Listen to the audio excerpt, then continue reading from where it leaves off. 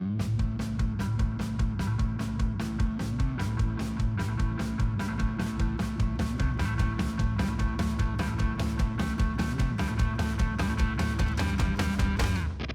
everybody, and welcome to this week's episode of the It's Just Dinner podcast. I'm your host, Tom Robinson, and my co-host sitting right across from me, Bob Walz. Tom, it's a beautiful day. It is a gorgeous day. Springtime in the Rockies. We had snow early. Well, we had snow earlier this week, but it's springtime out there now. It's beautiful. But just wait a minute. It's supposed to be spring tomorrow, and then it's going to be winter again the day after that. Yeah. But it's beautiful. Crazy I in love Utah. it here. Don't Crazy you love in Utah weather? It's great. And we also welcome Lauren, sitting Lauren, over on as the always. engineering booth. Lauren, welcome. Oh my gosh, you guys. Well, Thanks for being here. Thanks, Lauren. We'd love to This have is you great. on our show. Hey, we've got a great show lined up, Bob. That's what I understand. That's what you keep telling me. We have another guest. This has been great. It is. I don't know if I give our producer enough credit. We have a producer. Did you know that? I know. We do have a producer. Yeah. And his name is Avery, and he's sitting right here in the room. Avery Vogelstant. As we all look at him. Yes. Let me just tell you this. Avery V. No, we've been doing this podcast for quite a while, and it has never been at this level. It has been since Avery has taken over as the producer. We've got guests every week, dynamic guests. I mean, not what just can I say? Big time just like that guests. trailer trash that we were getting in here before. Now we're getting prime stuff here. The trailer trash was just me and you. Well, that's what I'm talking about. I didn't want to say that specifically, but since you brought it up, thanks for that. So Avery contacted our guest and asked him if he wanted to come on our podcast, and he has graciously decided that he would dare to do that. Right. So, and this is Nate Clark. Nate, I met you earlier. It's nice to meet you. Nate is here. Nate, to have you here. Again, Bob. Nate, Yes. Nate is a dating coach. A dating coach, And it's you say? Yeah, and he helps people learn how to date. That was dating coach would kind of reflect And that wouldn't it? It fits right in with our It's Just Dinner. Kind of like Hitch. Is that where you got the inspiration from? The film Hitch? Is that too old? Did you see that? Were you warned when that was out? Am I dating myself? I have here? seen it, and that's probably the first thing everyone says. Well, there you go. There you go. Hitch was pretty successful. Nate The calls doctor himself, of love. The love doctor. The love doctor. Yeah. Nate calls himself an advocate for connections. Oh, okay. So I think it's going to be interesting to talk to him about this idea of connections. And this is really cool, which I didn't know until I was talking to Nate, but he founded a singles event business called Connection Heights. Wow. And so we want to get into a little more of that, Nate. But he said that he really wants to help singles get connected. Yeah. And I thought, wow, what a perfect guest for us to have on the podcast. That is. I mean, that's right down in our So wheelhouse. welcome, This Nate. is great. Glad to have you here. Thanks. Happy to be here. It's going to be fun. So tell us a little bit about this idea of helping young single adults connect. Well, I'd have to say that it's probably started with the fact that I was a homeschooler. Well, here's the story. So, being a homeschooler as a kid and then starting public school in 6th grade, it was scary. It was scary to learn how to talk to people I wasn't related to. Yeah. There were all these social norms. I had no idea what they were.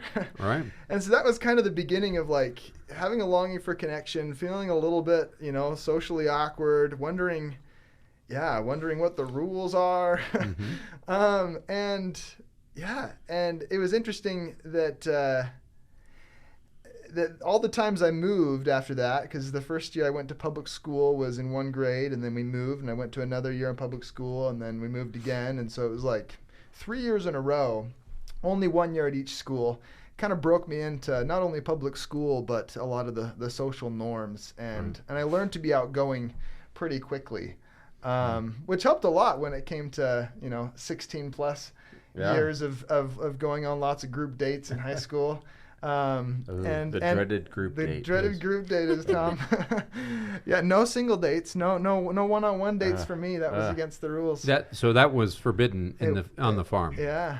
Well, I didn't live on the farm anymore at that point. We had moved. But that in the family, that was just not part of the procedure. That it was because of the perception that the church was recommending that you not go on single dates. Yeah. Mm-hmm. And that group dating was the proper way for young men and young women to learn how to develop connections. Looking back, and after hearing some of the stuff you guys talk about, I wish that I had gone on more one-on-one dates, because there was a bit of a steep learning curve. Not as steep as for some people, because I had been really social, right, and gone on a lot of group dates at least. But after I got back from my mission, there was still a learning curve when it came to one-on-one dates and how to talk to a girl, when it's just you two alone, which is very different than in a group. You talk differently, right? Yeah. It's easier to feel more vulnerable. You have to talk when you're one-on-one. The problem is if you don't talk, nobody might be talking. There's just a whole lot of silence going on. Turn up the music and put our arm out the window. So that was interesting. And then, but it wasn't a huge deal for me. But as I continued to make friends and continued to go on a group date here and there, but not a lot. But, had lots of roommates as I went to different apartments throughout the course of my 4 years in college. I got kind of the inside scoop because, every young adult's favorite topic is dating. When, they get back from an evening going out and doing something, they talk about the person they're interested in, or the dates they've been on.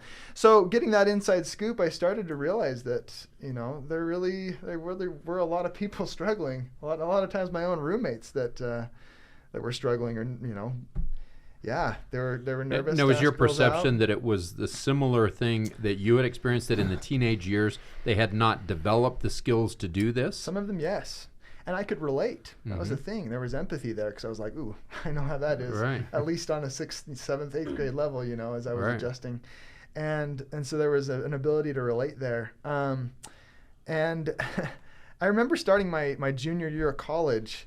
I finally took an aptitudes test, because I was, 2 years into my speech communication degree, which is just because I love people and I felt right about it, but I didn't know what I was going to do with it as far as a career goes. And so I took an aptitudes test and sat down with a counselor that went over the results with me. And she's like, all right, here's a list of career paths that people with your same personality type have reported being very happy with.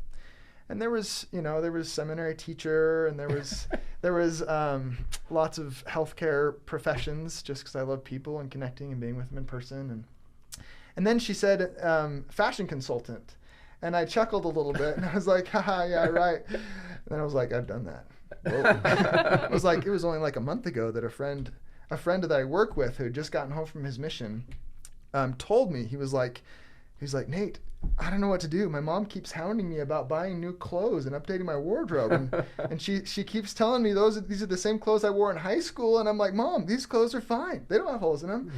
And he's like, yeah, but she keeps telling me, I've got to update my style. He's like, and I don't know what to do. And finally, she offered to pay for all of it.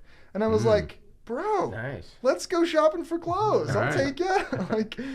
And it was funny, because that experience came to mind, and I thought, that's something that I've done for friends and siblings, but I couldn't find enough, passion to, in clothing and the fashion industry to want to do that. But it sparked a thought, often with him. What I had in mind was trying to help him look more attractive to the girls he wanted to date with, and so that's good. That led to the thought of, isn't a dating coach kind of a profession? Yeah. And I remembered hearing about a dating coach named Elisa Goodwin Snell. I don't know if you've heard of her. She was a marriage and family therapist that wrote some really well-selling books, and got asked to start coaching, and now she just coaches singles in Salt Lake. And so I reached out to her and asked her if I could be her intern, and we worked something out, and I was her intern. And I got school credit for sitting in on some of her dating coach appointments. And she started to train me a little bit, and she was like, Nate, you've got to do this. You've got to be a dating coach. You've got a thing for this. And so she helped me out a little bit getting started, and I started meeting up with students in the UVU group study rooms and having coaching sessions, and it was awesome. It was really fun to not only do that, but to turn all of my open topic research assignments in my speech communication degree toward relationship initiation, toward male-female psychology and the differences, and the two nice guy syndrome. I did a whole research project on that, and a whole research project on ghosting, and so that was kind of the path up to becoming a dating coach, which led to other things down the road like Connection Heights. But hopefully that answered. And your tell first question. us about Connection Heights. I think I found it to be very fascinating. So let's tell us a little bit about that. Yeah. So as a dating coach, I was doing a lot of these run and gun interviews in the hallways at the university, where we'd ask people questions and video their responses, and I turn them into dating tip videos for my Instagram. Mm-hmm. And I started to see some common threads, right? Some common areas where people were struggling. I continued to see more of those as I got asked to do some public speaking at different, family nights and steak firesides and things like that. And I would always do a survey beforehand. I'd send out a survey to everyone that was willing to fill it out in the singles wards and steaks that I went to speak at, to see what they wanted to learn. And I kept seeing a need for how to meet new people to take on dates, and how to ask people on dates, and girls that were frustrated they weren't being asked, and guys being too nervous to do so. And so I started to see that need, and I continued to kind of gather data as I was still single myself, and started, was going to steak activities that the church put on and other social events that I could tell had a big budget, by the food and the decorations and the venues. But I thought to myself, as I looked around, as well as I recognized my own natural inclinations, that a lot of it was kind of cliquey. You'd come with your roommates, and you'd hang out with your roommates and the people you already know. And the people in your ward, you'd hang out. And there's like 100 other people there to meet, but there's not a whole lot of mingling going on between people you don't know yet, right? Mm-hmm. And I thought to myself, man, how sad that so much money is being put into these events, and I don't see near the amount of connection and such that I'd like to see. So that's when I decided to start up Connection Heights right after graduating. And I started having all these big ideas of, different speed dating activities and service projects we could incorporate so that it had an uplifting feel. I love that. I invested in these 2 big propane-powered fire tables, because I realized that when you're standing around a fire, you don't have to look at each other. So it's a little bit easier to have a conversation and talk. Eyes are naturally drawn to light, and so sometimes it's easier to have a conversation with someone you just met if you don't have to look at them and you can look at the fire. And you can Is that true, Lauren? You can roast something. I mean, fair enough. I've heard the same things about like going on walks, because like obviously you have to look where you're going, so you're not going to be looking at the other person, and it just like makes it a little bit more comfortable, because since Going you on don't a really know drive. them, or less awkward. like you don't have to be staring into somebody's there you- soul the first day you meet them. Well, you got to look in their eyes, because they might be your eternal companion. Well, Stare into their soul to see if they're your soulmate kind of thing. yeah. Yeah, so that was one interesting finding. But I started, just to do a lot of brainstorming to try and figure out what I could do to change the culture of social events from cliquey to really warm, welcoming, fluid conversation. So where lots of people are there and they're all talking to each other. Yeah, where and no meeting each guy other. is scared to walk up to a group of girls and be like, "Hey, I don't think I met any of you. What are your names?" Wouldn't that be something? Yeah. And the cool thing is in part thanks to COVID and inspiration from God, that started to happen. But I've jumped ahead of myself a little bit. With these events, I started to do little smaller events where we'd get 20, 30 people. And they were pretty casual, free events. And we'd experiment a little bit with some of these ideas. But then winter of 2019 and, beginning of 2020 hit. And all of a sudden it was like, all right, legally we were only supposed to have maybe 10 people. Right. And then 3 people in groups. And I was like, well, I don't feel comfortable, Dr. Fauci put you out of business. Yeah. Yeah. So I was working at Purple at the time, the mattress company, in their showroom. We had one client or one person a day come into that showroom during these lockdown periods, right? We stayed open by some miracle, but I had a lot of time sitting around the showroom. There's only so much straightening of sheets and pillows you can do and sanitizing before you just sit there and read. Yeah. And I was kind of praying to God, and I was like, what can I do to still help singles connect? There's got to be something. And the feeling and thought came, hop on Facebook, go to your friend recommendations, and look for people that are probably single, from their pictures, probably close by, and that seem to have some light. That seem by their pictures to be living a living a good life and striving to keep covenants.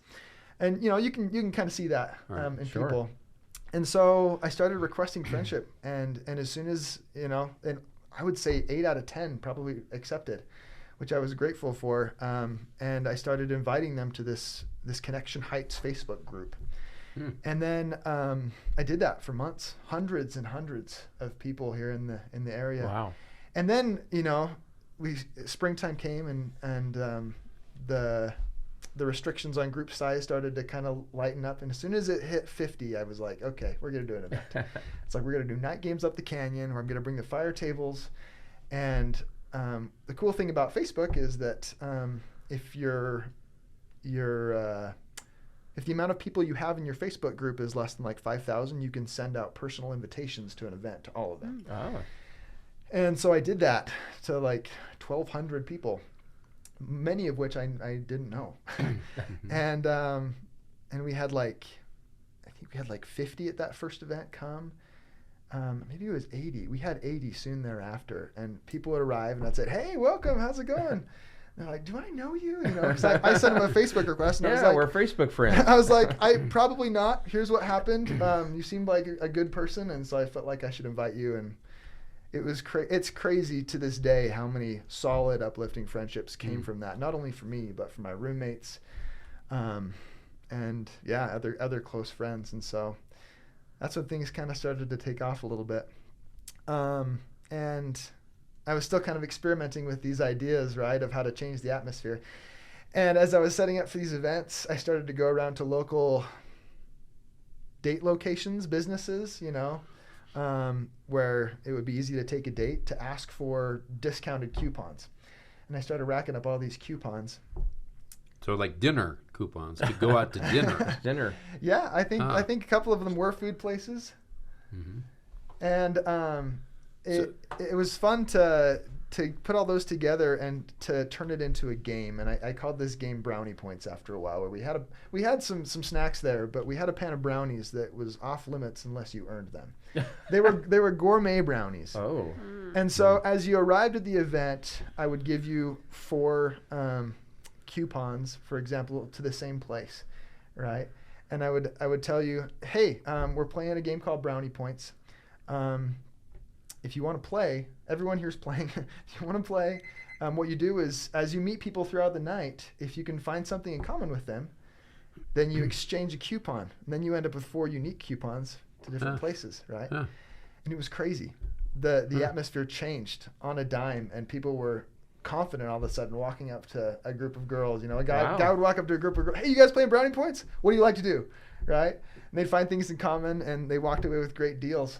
That was kind of hard to maintain as far as getting those kinds of good deals and discounts from these companies, especially since I checked back with some of them and they weren't being used super fast. And so as a business model, it didn't work out long term. But after a while, we simplified things. It's a fun idea, though. Well, the theory was the connections that you make with people based on their interests. Yeah. Which is just a natural relationship development skill. So yeah, we call those a mixer, I guess. Yeah. Back in the day, but back in the old days. Yeah, back in the old days. And I really believe that's what we need again today. Are solid mixer games. Yes. That take off the pressure, right? Yeah. So that started happening. I then put together an event at Class Ropes Course in Provo, out toward the airport, and they've got some really cool stuff out there. They do. And they let us use part of their facility for free to get some publicity, right, to a demographic that would probably be interested. And so we did an event there. Had 130 people. That was That was like a 50 person jump in attendance. And I hadn't started coordinating volunteers yet at that point. And so that was a stressful night. They would arrive and I'd be like, hey, welcome. Like, bathrooms are over there. The ropes course is over there, but wait over here if you want to get, one of the instructors to take you over. We're also playing this game called Brownie Points. Then I'd have to get up and make an announcement. And the whole night went that way, and I didn't get to talk or get to know anyone, which was sad because I was still single. And I really wanted to connect as well. And I remember feeling down that night. Little did I know my future wife had come that night. Oh. Which wasn't actually the first time I ever saw her. I saw her years earlier when I first got home from my mission, like 3 or 4. No, it would have been like 4 years earlier when she was in the. You wore her down. Well, it's just crazy to think about all the connections, right? But I went to the Payson Temple Youth celebration at the BYU Stadium with the girl that ended up being my first girlfriend. But little did I know that my second girlfriend and my future wife were both down there as 17 and 8-year-olds in this production. Who would have thought you weren't coming to junior high? No, I wasn't. For dates back then. But that was actually, I love telling our story by saying that's the first time I ever saw her. And God's timing is perfect, right? Yeah. Anyway, she came to that event and she saw me and, kind of thought, oh, like, who's this guy? Seems rather attractive. Seems like he's in rather charge. Dashing. Yeah. But we didn't actually talk more than just hey, welcome, here's a game. She got like 3 other dates from that night, so my event was successful in that regard. That was the second largest event we ever had, and then I paired up with a guy that owned a social app that he was trying to get off the ground, and he got 150 of us in for free at a corn maze, Hee-Haw Farms in Pleasant Grove.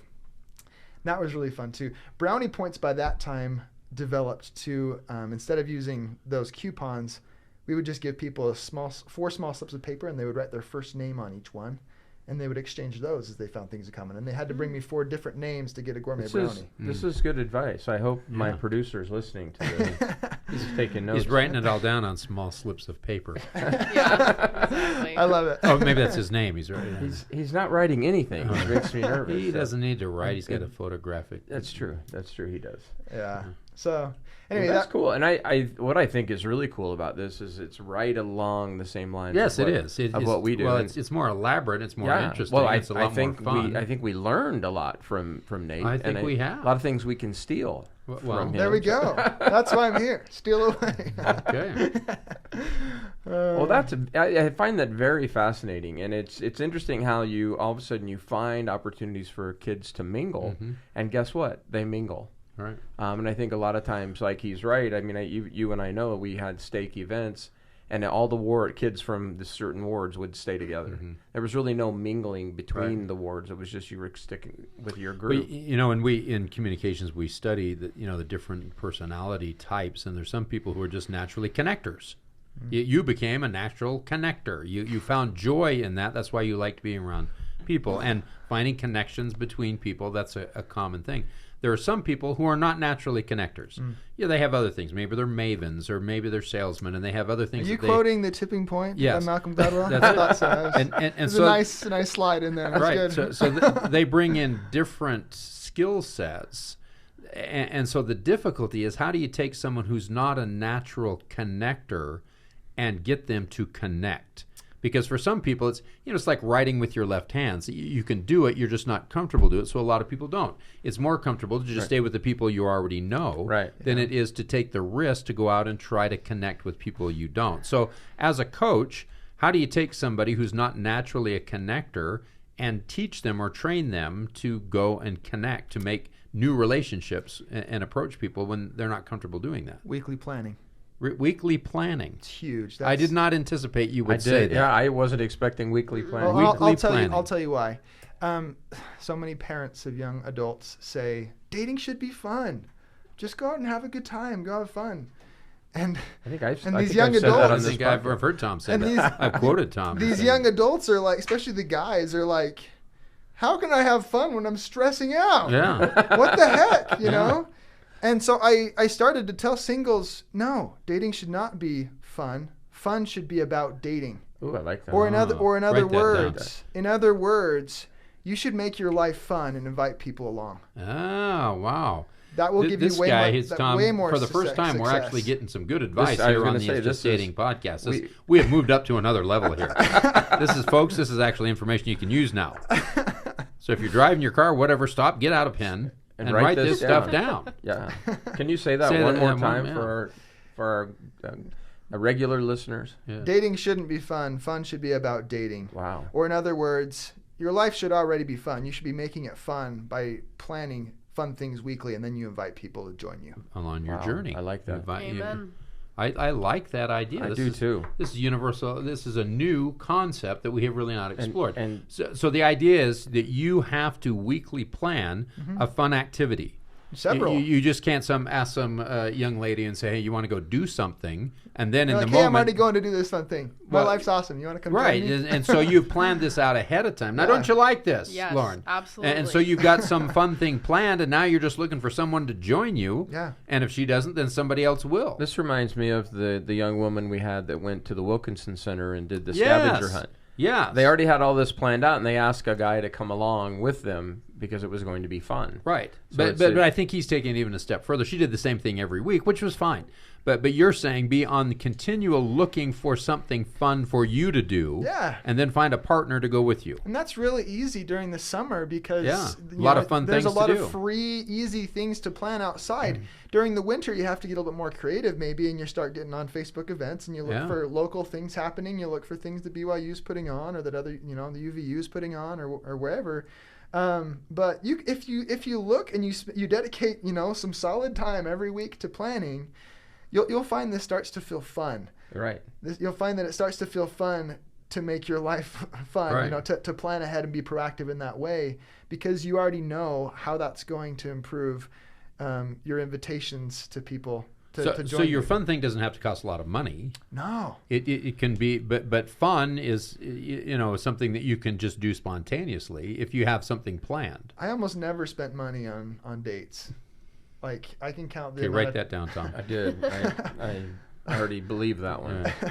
like almost never. Like I can count the amount of girls I took out to like a dinner that cost money, probably on one hand over the course of 6 years. He's kind of trashing us here. I was a going to little say, bit. he needs to back off on Yeah, that. Lauren, can we See, cut but- that? but- we can cut Doesn't that he- part out of Doesn't that. he realize We'll what cut that out. podcast he's on right That's now? right. We're on the. But I invited girls. You must think this is the I don't spend any money on anything podcast. Hold on. It's just hold no on. money. I don't know. Maybe he made dinner. It's exactly what I was just going to Oh, say. look at Lauren just saved you. Yeah. And in Good that save. way, I wasn't spending money on the date. I was spending money on groceries, which Right. I had to do anyway. Right. And half a meal really doesn't cost Right. very much at all. That's like maybe $3 or $2, depending on the meal, right? So that's a really, really good one. There's a lot of really, really fun dates that are going to help. Okay, so let's just not to Oh. put you on the spot here, but let's just say it's May right now. We've got June coming up. What are a couple of fun things, ideas that you could be fun for people to do right now? Because I'm thinking, okay, do you want to go to the library and study? That just doesn't sound very That's much not fun. Do you want to go to a lecture? What kind of things right now would you think of to say what would be a fun thing that you might do right now? So if people go onto my Instagram, Connection Heights, it's just at Connection Heights, they'll see that one whole column is dedicated to creative, inexpensive, fun first date ideas Wow. that will help a person stand out in the mind of the person they're taking All right. out because This because guy's they're got creative, like right? an answer for everything. he's You like a can't- dating coach He almost. is He's like he's a dating coach. So tell me again your site. Where do we find this? So yeah, two places. Number one, there's the Instagram Connection Heights, which I haven't been active on, Right. in But the in a list couple is still years. there. It's still there. The list is still there. I often, when people, I still have a lot of people texting me asking for advice, Mm-hmm. and I often point people to that, even though I haven't updated it in a long Right. time. But things like, things like sidewalk chalk photo shoots, where you take sidewalk chalk, you draw a scene, and then one of you sits or lays in that scene. You take some awesome pictures, Ah. right? That's a great idea. Okay, Where- that where you- sounds like fun. Lauren? Where doesn't you've it? got Yeah. a cape and you're flying over a big city, right? Right. And the cape's chalk and the whole city's chalk, and you can do all kinds I've of fun. seen people That's post really that cool. stuff, Yeah. stuff like that, and it looks really fun. It's so fun, Okay, well, so that was a good That's a on-the-spot good thing, Right. That's right. So if they go to your Instagram page, they can come up, see some original ideas, and these are universal. They, this is like the scriptures. They just stay forever. You don't need to change all these,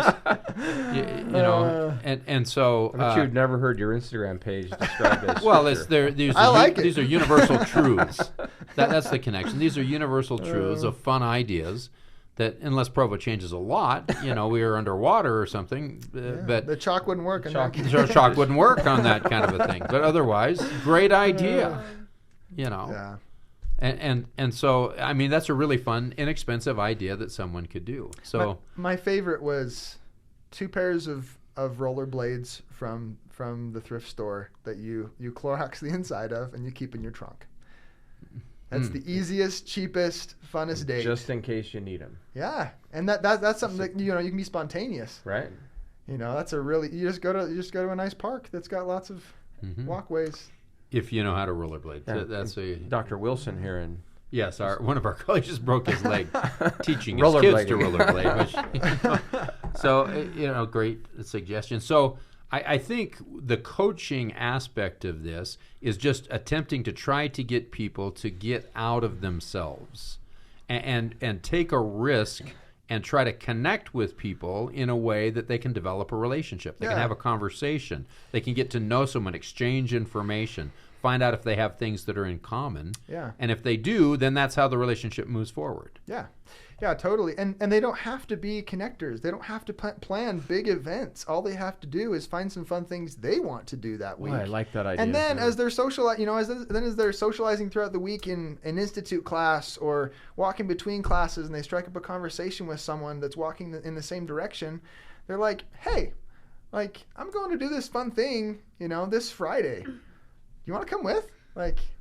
Yeah. It's just this fun thing on my calendar, right? It's just dinner. It's just this fun thing. Uh-huh. I like that. And that way you don't have to be the crazy outgoing party planner in order to have a really good social life. And even though we were just joking with you, our concept of just dinner, it can be just anything. Yeah. So it could be just chalk drawing. It could be just rollerblading. It could be just going for a walk. Just the rooftop concerts in Provo, Yeah. It can be just anything that gets you to develop a relationship with someone by talking and communicating with someone. And so I think we're on the same page here, the idea. I think you've been a lot more creative than we are because you're young and smart. And so I really like this. So my question is, was there a lot of money in dating coaching? Was that a career path, or did you have to continue working at the Purple Mattress Factory to afford? So I did do it. I did do it as my as my only source of income. Right. Then you got married and had to get a real job. It wasn't ever crazy profitable, but it was the only thing I was doing for money for a little while. But in part that's because of some grants and some summer sales that I was also living on. It's a tricky area for business because my big thing was I wanted to help single adults while they were still in school before they graduated and looked around what do I do now, right? Which I experienced. And it's kind of a scary place to be. I wanted to help earlier on, I wanted to prevent excessive loneliness. But that demographic are poor college students. And so they didn't have a whole lot to But there is a whole world out there. There is. And we believe that this isn't just a Provo problem. This is a problem with everyone. The whole world starved for connection. Right. And I think we learned that from Hitch, that there's a lot of people out there that And so I didn't stick with dating coaching full time long enough to find the way to really make it profitable. I believe it is for people, and I believe it can be for people. As soon as I switched to events, I felt even more passion than I had about coaching. And I continue to help friends out if they text me and things like that. But we're going to hook up. We're going to get Nate helping us a little bit with the It's Just Dinner and coming up with some events. And I've already talked him into it. He hasn't said yes yet. But now that we're on the air. This is what Tom does. He puts the pressure I say on, now that we're on the air. Now that we're on the air. Make it less likely for you to say no. Why, sure. No. Well, let me get back to you on that. We've heard that before, haven't we? Let me see what I can do. Yeah.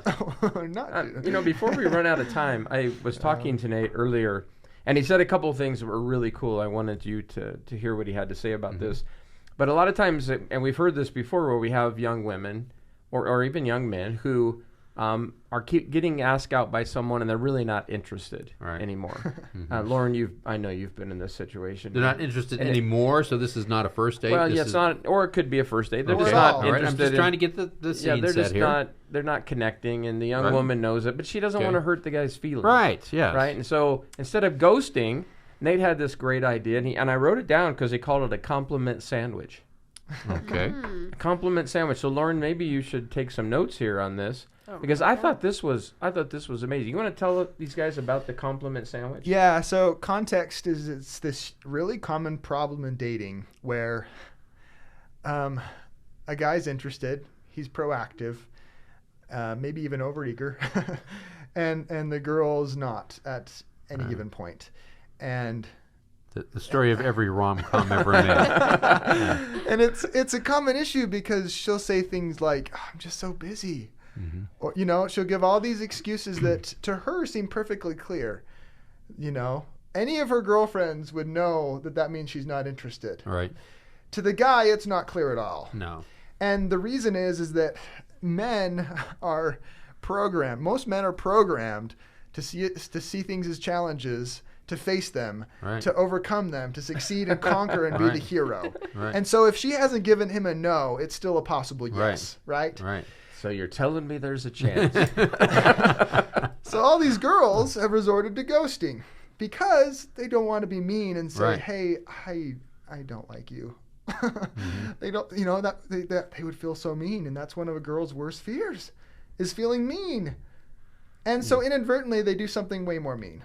By just ghosting. They ghost these guys, and these guys are left in the uncertainty Just of hang in there. what just happened. Yeah. I'm not a stalker, I swear. Yeah.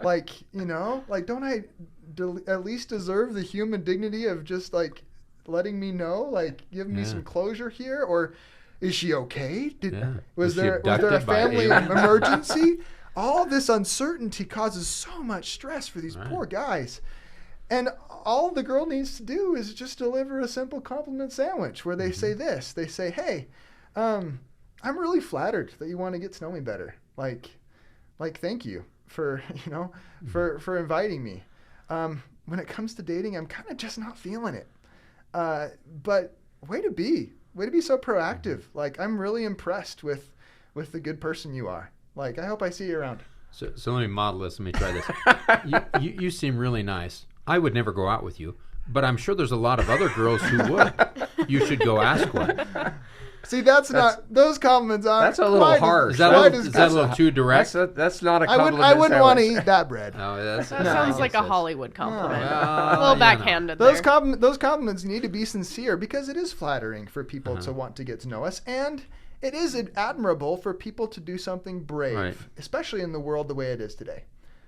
Right. Amen. Yeah, and I just thought that was amazing because I know we have a lot of young women that deal with that because I get asked about it all the time. Yes. Is what do we I do get that question What a do I lot. do? What do I do? And it's not just women. It's the same with guys too. When obviously when a girl is interested in you, and it's that awkward feeling of I don't want to hurt her feelings by just so I just ghost her. I just ignore her. Yeah. When that's really not a good way Right. to be. Yeah. So I Definitely applies I to like guys. this idea Yeah. of the compliment sandwich. I like that All right, too. one more thing that he And it said. ties in with it's just dinner because it's food. It's a sandwich, and you could have a sandwich for dinner. It's just a compliment. A What to a, B connection. to What a C. connection. It's a little stretch. It's but Just a sandwich. So this is another thing that he said, and we get this all the time too. Is I don't want to date this girl or I don't want to date this guy because a better one might come Oh along. yeah. Ooh. And he said this. Now he says he got it from a friend, but I'm pretty sure No, he from a made it client. up on his own. Well, a client. It was a client Okay. that told me But this. he called it FOBO. FOBO. Not like Not FOMO. FOMO. He called it FOBO. FOBO. FOBO. FOB. And so that's that. Go ahead. Tell us what that is. Fear of missing out on a better option, or fear of Ah. better option for short, right? I'm like, this person's interested, maybe I'm dating this person, or I have the opportunity to date this person, but I've got this fear of a better option being If out I there get somewhere. too connected, Something better might come along. Yeah. Super, super common. Yeah. so fear of a better option. Yep. Mm-hmm. And Fear not, of a better and I option. guess that comes back to not wanting to settle, because if you settle for not, if you settle, maybe somebody else better would come along. Yeah. and you've settled for less than what you could get. So it's an interesting thought process, isn't it, to think that something better is always coming, because if you think of that, no one is ever going to get a relationship. Well, I know you've said that in that situation, either the guy is thinking that he's going to find the perfect woman, right, or that he's perfect. Right. That's when we did our research on this, what we kind of determined is either you think you deserve the perfect mate, or you think you're the perfect mate and you need someone who lives up to your standard. Who deserves you. Who deserves you. Right. And those are two very misguided thoughts, because over time, everybody changes. And so you marry somebody who's got a perfect body, and believe me, in a few years, it isn't going to be so anymore. It's true. Those of you who are just listening, I'm looking at him right now. No, I was not talking about me. No, of course not. I wasn't talking about that. That's funny though that you said. Obviously, Bob is perfect. Oh, yeah, he's the perfect one in yeah, there. well, Right? he's the perfect one. He deserves the best. Sometimes you just settle. But it's a destructive because what it means is that you're tending to either have an elevated opinion of yourself, which is generally not to, or you're very judgmental of others, right, and you're looking for their flaws. And so you're not judging people based on their strengths, you're judging them based on their flaws. And you get into a marriage relationship, and that never works, because everybody, you find out after you get married just how many flaws you have, because your wife points them out to you. Yeah, every day. Every day. Can I push back a little bit? Sure. So I think that the message of don't be too picky has come through loud and clear to young adults. I don't necessarily feel like that's the problem. Mm-hmm. I think that they have a serious. I think a lot of them have a serious fear of settling, though, and so it's what's the middle ground between settling and being too picky, right? Right. And so the answer is actually found in a general conference talk by our prophet. I think it's called Celestial Marriage, where he gives the analogy of the shopper. And he talks about finding an eternal companion like shopping. And he doesn't go into it super deep as I'd like to with you really quick. But he talks about how wise shoppers are concerned mainly with the quality and durability of the product. Mm-hmm. Not necessarily the fashion of it, or the wrapping, the packaging. Yeah, right. And that's important, right? Mm-hmm. It's important to be attracted. Bruce R. McConkie talked about that. He said something like, "The right person for you is someone with whom the natural and wholesome attraction and affection that should be there is there." Right. Those are kind of my own words, but it's pretty similar to that. Anyway, the answer is to become a wise shopper. Right. And to realize and figure out what's important to you. And so what I recommend to my clients is that they create a list of pros and cons called the 11 and 7. So the one part of the list is a list of pros, and it's 11 things that they're looking for. And they only get 11, right? And mm-hmm. This is a good tool for mindset, right? It's not necessarily a checklist they're going to hold up all the time, but it is a good tool for mindset to keep you in between the prospect of possibly settling and the prospect of being too picky. So it's a realistically picky list, is what it is. So the 11, the first 6 of those. Hold on, it's the first 5 of those, because it's 5, 6, 7, and that's another title for it. We've kicked around. the list is 5, 6, 7. So the first 5 are must-haves. You're most important. If they don't have these things, I know I'm settling. If I'm dating someone who doesn't have these 5 things, I know I'm settling, right? For example, someone who someone who shares a very similar mindset when it comes to the gospel, who has an equal commitment to the gospel as me, right? Someone who I'm physically attracted to and attracted to their personality, and we get along, we have fun together, right? Some attraction there. For example, someone who is empathetic, has empathy for other people. It's kind. Yeah. Right? Yeah. Someone who takes responsibility for their action and they're not constantly blaming other people. Someone who has self-control, right? Those are the kinds of things I recommend putting in the top 5. The next 6 are things that are work in progress. They have them, but maybe they're not perfect yet, right? Maybe you want someone who's financially stable. And maybe the person you're dating has some student debt, but they're also working a part-time job trying to stay out of debt, And right? I'd like to point out to my wife that she's only allowed 6 of those. The things he said is only 6. It's like she could only I list thought, 6. good of heavens. those. Well, hold on, because then the section of 7 comes along, and that's your cons. Those are the things Ooh. you're not necessarily looking for in a spouse, but you're going to write them down because you're willing to give them to God and let Him teach you how to live with those if they've got those 11 most important things. Oh. Wow. I'd like to point out to my wife that she can only have 7. Punk. So like what kind of things would those include? Yeah, so the 7, is that what you're asking? So yeah. the 7, those could include some physical characteristics. You know, those could include maybe their teeth aren't perfectly straight. If they have the 5 things you're still attracted to them, right? Equal commitment to the gospel. Maybe that's something you give to God, and you let Him teach you how to live with, because you're not going to find perfection, right? You're going to find wonderful potential. And so there's that one. It's interesting how this opens up your mind. When I started doing this, one of the things I wrote down was maybe she doesn't have to be perfectly physically able. What if she's, maybe what if she's partially crippled? What if she can't walk? And it's interesting that I don't think that it was even on my list yet, but I met a girl in the hallway. Well, I saw a girl in the hallway that was in a wheelchair, and I found her very attractive. And my initial thought right after that was, oh, but she's in a wheelchair. But then I questioned that thought, and I was like, but what if? What if she's got all those 11 and she knocks it? Resurrection, and we're good to go. Who cares if she can walk? That's a long-term plan. That's not just a weekly plan. Right. That is a long-term plan. Yeah. And so I walked up, and I was like, hey, I don't think I met you. What's your name? And we started chatting. We went on a couple of dates, and we became really, really good friends. That's amazing. We're still friends to this day. Incredible girl. I'm so glad we became friends. Anyway, it was crazy how that started to open up my mindset to these possibilities I'd completely ignored before. And the friendships that came out, it didn't end up being like that was how I found my wife, was because of that section of the list. But it did open up the possibilities for connection. So tell me again what you called that. There was too many numbers going on in there. 5, 6, 7 is the easiest way to remember. 5, 6, 7 So is the way to remember 5 and that. 6 are the pros, 7 are the cons. Okay. Yeah. I like remember that. I like Tom, it a we're lot. getting so I much like good it a lot. advice on this show I'd like today. to keep Nate here for another hour. Well, I think that if people go to his Instagram page, they're probably going to find a lot of this stuff. Connection there. Heights.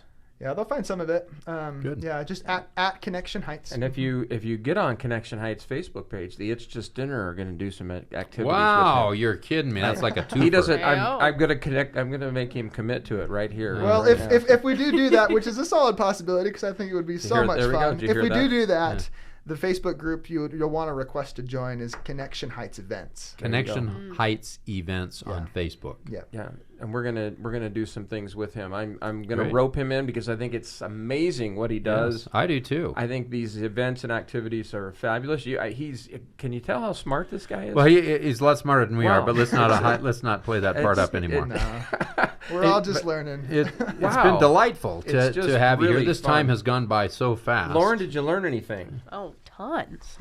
So you get the 5, 6, 7. Yeah. You're No, gonna do that's that? awesome. Yeah, I think. and it's the just weekly planning thing. That was yeah. it was just this is great just stuff. really good stuff. I'm gonna have to go back in this podcast and take some notes. You're man. going to have to go back and listen to your I'm own gonna listen podcast. to my own podcast. That's never been done before. Well, you so. know. Well, thank you, Nate, very much Yeah, for coming. thank you Yes, guys. thank you, This Nate. was just fabulous. And hey, It was all you fun. guys that are listening, make sure you leave us some comments and tell Nate how amazing he is, and you can talk about how Bob looks if you'd like. So, so But just be careful, girls. but I'm you taken. know, Nate, you can follow us on Instagram too. We are Cool. at the It's Just Dinner YSA on Sounds Instagram. good. So we're also on TikTok. Did you know that? Whoa, you guys Yeah, are we ahead. are Wow, at how It's Just modern. Dinner. Whoa. And we've got We're some just that cool. We've got some TikTok stuff going on. Hey, if you want to leave us a comment, or you want to leave us a great date story, or you want to or a bad date story. talk to Lauren, you can just email me at itsjustdinnerYSA@gmail.com. Is she using and this I'll pass podcast for trolling Well, again? Is that I what's am. going on? I am doing that for her. So It's not her. yeah, it's not her. So, Okay. and then of course you can leave reviews anytime you'd like. We would love to hear what you have to say. So thank you again. Thank you, Lauren. Thanks, Bob. Thanks, Nate, for coming. It was just great. Hey, and you know what? Thanks, Tom. Even though Nate said to not do this, I want you all to go out there and just have fun. All right.